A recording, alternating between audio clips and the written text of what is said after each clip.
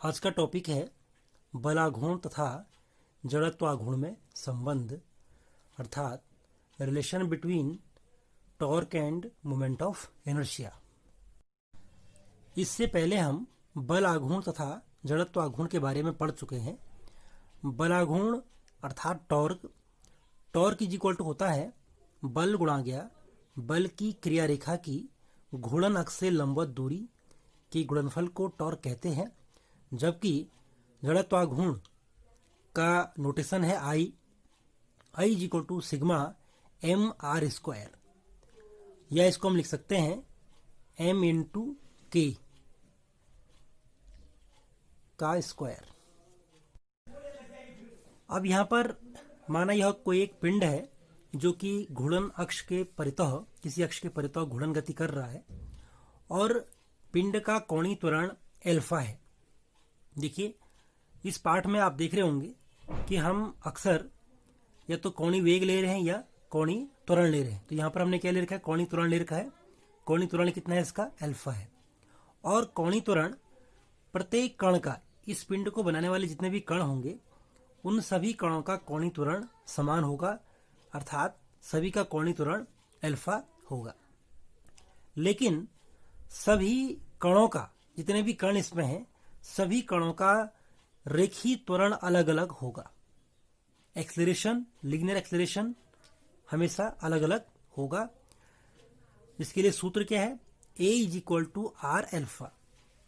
देखिए कोणीय त्वरण अलग अलग, कोणीय त्वरण तो समान है लेकिन रेखीय त्वरण क्या अलग अलग है, क्योंकि रेखीय त्वरण निर्भर किस पे कर रहा है, रेखीय त्वरण दूरी पे निर्भर कर रहा है कि वो कण घूर्णन अक्ष से कितनी दूरी पर स्थित है। A is equal to R alpha. अब माना इस पिंड में हम r1 दूरी पर एक कण लेते हैं जिसका द्रव्यमान m1 है। m1 कण जो कि घूर्णन अक्ष से r1 दूरी पर स्थित है, तो इसका रेखीय त्वरण क्या हो जाएगा, इसका रेखीय त्वरण सूत्र A is equal to R alpha से इसका रेखीय त्वरण हो जाएगा a1 is equal to r1 into alpha. हमने ये ज्ञात कर लिया कि m1 कण पर त्वरण, रेखीय त्वरण है a1, तो इस पर कुल कितना बल लगेगा, फोर्स कितना लगेगा इस पे, तो फोर्स इज इक्वल टू होता है m इंटू ए। इसीलिए इस पर जो लगने वाला बल है वो हो जाएगा F1 is equal to M1 into A1। अब चूंकि A1 का मान कितना है, R1 इंटू एल्फा है, तो इस समीकरण में हम A1 का मान रखेंगे तो हमें प्राप्त होगा F1 is equal to M1 into R1 into alpha.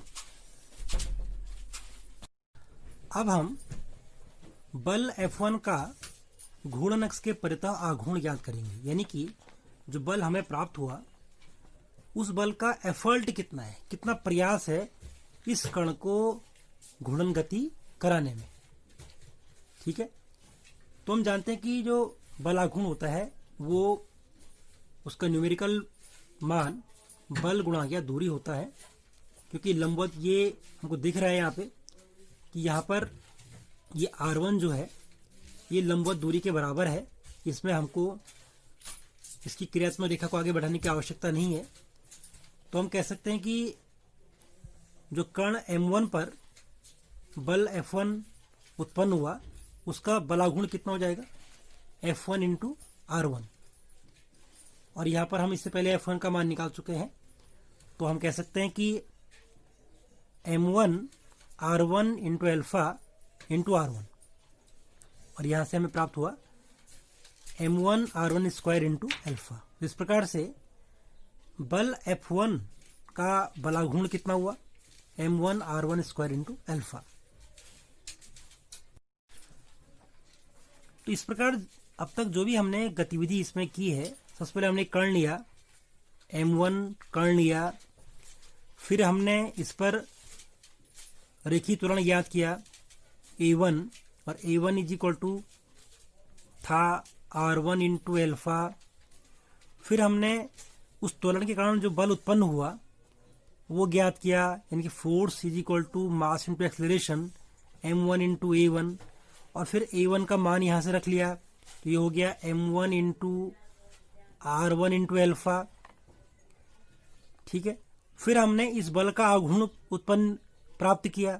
इस बल के कारण कितना आघूर्ण उत्पन्न हो रहा है, टॉर्क उत्पन्न हो रही है। हम कह सकते हैं कि टॉर्क 1 हमने ज्ञात किया, और टॉर्क 1 यानी कि फोर्स 1 इंटू r1 ज्ञात किया हमने, और जो हमें क्या प्राप्त हुआ, m1 इंटू r1 का स्क्वायर इंटू एल्फा। तो ये हमने टॉर्क 1 ज्ञात कर लिया। इसी प्रकार हम क्या करेंगे, अन्य कण, जितने भी अन्य कण हैं, जैसे माना m2 कण है, m2 द्रव्यमान का कण है जिसकी दूरी r2 है, तो उस पर कुल कितना बल आघूर्ण उत्पन्न हो जाएगा, m2 r2 square into alpha प्राप्त हो जाएगा। या एक कण और ले लेते हैं, m3 कण, इसकी दूरी r3 है, तो इस पर बल आघूर्ण कितना होगा, m3 r3 का स्क्वायर इंटू एल्फा हो जाएगा। इस प्रकार से अन्य कणों को हम लेते रहेंगे। इस प्रकार पिंड पर लगने वाला जो कुल बल आघूर्ण है वो प्रत्येक कण पर लगने वाले बल आघूर्ण का योग होगा। सबसे पहले हमने क्या किया, प्रत्येक कण पर लगने वाले बल आघूर्ण को ज्ञात किया, उनको जोड़ लेंगे तो पिंड पर लगने वाला कुल बल आघूर्ण हम ज्ञात कर सकते हैं। तो इस प्रकार torque is equal to m1 r1 square alpha plus m2 r2 का square into alpha plus m3 r3 का square alpha plus and so on. अब यहां से हमने अल्फा को कॉमन ले लिया, क्योंकि प्रत्येक पद में अल्फा है। अल्फा यानी कि कोणीय त्वरण, जो कि सबका कॉमन है अल्फा।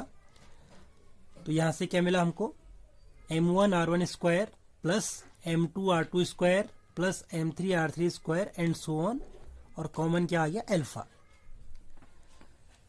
अब हम इससे पहले भी इसको पढ़ चुके हैं कि इस प्रकार के पदों को हम लिखते हैं generally sigma m r square.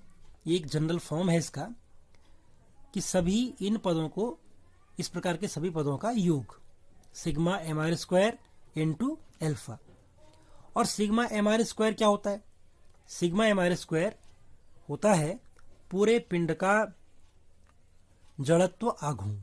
Sigma M R square क्या है, पिंड का घूर्णन अक्ष के परितः जड़त्व आघूर्ण, यानी कि आई, कैपिटल आई। इस प्रकार से हम इसको लिख सकते हैं, जो कि ये टॉर्क था, तो torque is equal to I into alpha. Torque is equal to I into alpha हमें प्राप्त हो गया। इस प्रकार बल आघूर्ण यानी कि टॉर्क तथा जड़त्व आघूर्ण आई में क्या संबंध है, torque is equal to I alpha. Torque is equal to I alpha. और यदि हम इस सूत्र की तुलना एक अन्य सूत्र से करें, जो कि हमको रेखीय गति में प्राप्त होता है, force is equal to M into A, ये हमने पढ़ाई है और ये बहुत महत्वपूर्ण सूत्र है। Force is equal to M A, force is equal to mass into acceleration. तो देखिए, जो रेखीय गति में जो काम फोर्स का है वो घूर्णन गति में किसका है, टॉर्क का है। Force equivalent to torque. रेखीय गति में जो काम मास का है, द्रव्यमान का है, वही काम किसका है, यहाँ पे आई का अर्थ क्या हुआ, जड़त्व आघूर्ण का है। और जो यहाँ पर कार्य त्वरण का है, वो कार्य किसका है, यहाँ पे कोणीय त्वरण का है। तो इस प्रकार हम इन दोनों सूत्रों को मिला करके भी दोनों में तुलना कर सकते हैं।